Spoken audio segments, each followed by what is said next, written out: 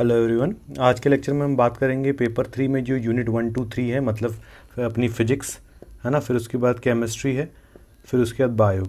इनकी note making के ऊपर बात करेंगे। अभी बहुत ज़्यादा हाइप मची हुई है पेपर 3 के बारे में कि अरे भैया पेपर 3 तो बाउंसर आ रहा है, बहुत टफ आया, क्या करेंगे।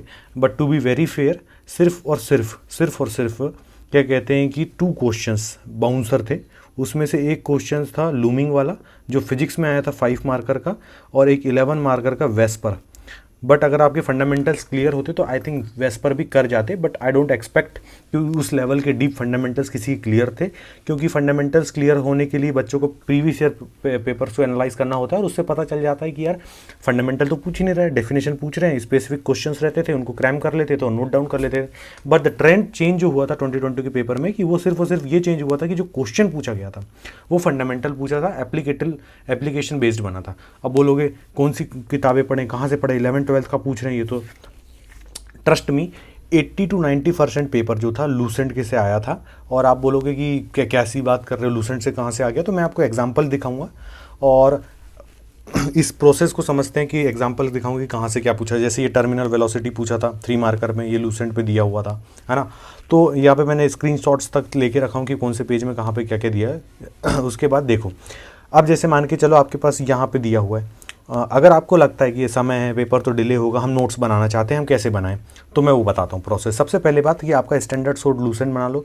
लूसेंट में जो चीज़ दी हुई है उसको कंसेप्चुअल वे में अगर समझना है तो इतने रैंडम वीडियोस बने हुए हैं यूट्यूब में 9th-10th लेवल का, 11th लेवल का, कि आप कोई स्पेसिफिक कंसेप्ट में फंस रहे हो तो वो यूट्यूब कर लो और समझ लो।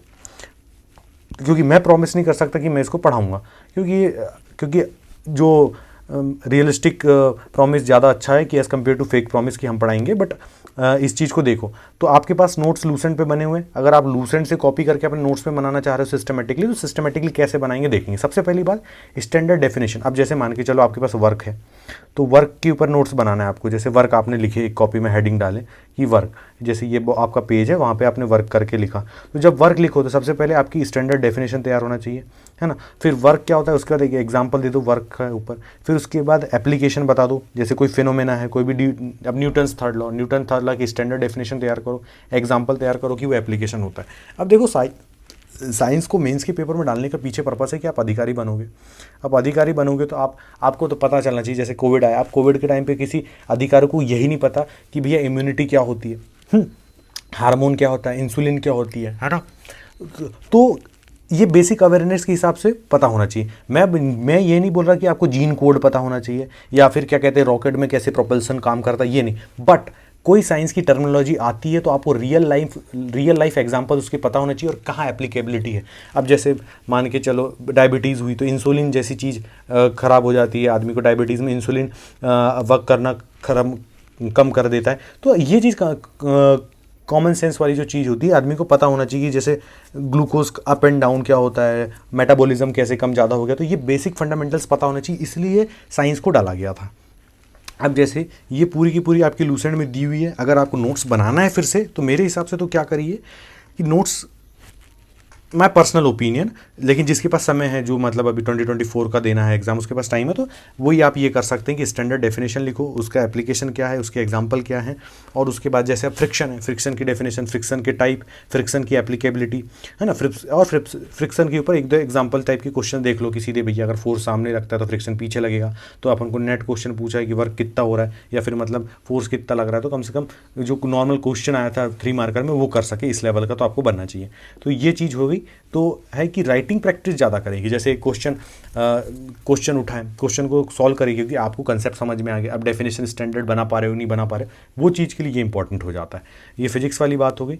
अब जैसे ये केमिस्ट्री का है, अब केमिस्ट्री में जैसे ये क्वेश्चन आया था, right the name of non plater metals having lustrous property similar to metal. ये लूसेंट में दिया है, देखो they do not possess lustre. Non metal में लस्टर नहीं होता, उसका एक्सेप्शन दे दिया आयोडीन। पुअर कंडक्टर होते हैं लेकिन एक्सेप्शन ग्रेफाइट, तो ये एक्सेप्शन आयोडीन इसका आंसर था, ये दे दिया।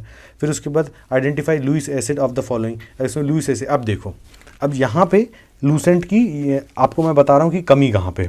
कमी ये हो गई कि जैसे इनने यहाँ पे आर्हीनियस थ्योरी दे दी है ना, लुइस ब्रोंस्टेड थ्योरी, शब्द नाम लिख दिए, लेकिन नाम लिख दिए। अब यहाँ पे इनने एलेबरेट नहीं करे, तो इसको गूगल कर लिए और अपने नोट्स में ऐड ऑन कर लिए। तो वही की वही चीज़ कॉपी करने से अच्छा अपने जो जो चीज़ नहीं है, एक सोर्स परफेक्ट तो नहीं होता, थोड़ी बहुत तो कमी होती है, वो कमी को यहाँ से पूरी करना है। फिर जैसे ये क्वेश्चन आ गया, right the type of hydrogen bonding in P nitrophenol और ओ नाइट्रोफिनॉल। ये पी नाइट्रोफिनॉल और नाइट्रोफिनॉल बना ही हुआ है, तो इसमें क्या इंटरमोलिकुलर हाइड्रोजन बॉन्ड और इंट्रामोलिकुलर हाइड्रोजन बॉन्ड लिखना था, ये यहाँ से क्वेश्चन हो गया। तो इस तरीके से आपको समझना होगा। फिर बायो में भी वही, मतलब कुल मिला के स्टैंडर्ड डेफिनेशन, उनका फंक्शन और वो चीज़ क्या होती है। तो कंसेप्चुअल क्लियरिटी के लिए आपको यूट्यूब का सहारा लेना पड़ेगा अंडरस्टैंडिंग करने के लिए, बट नोट मेकिंग के लिए और सोर्स के लिए I think Lucent is very sufficient, believe me.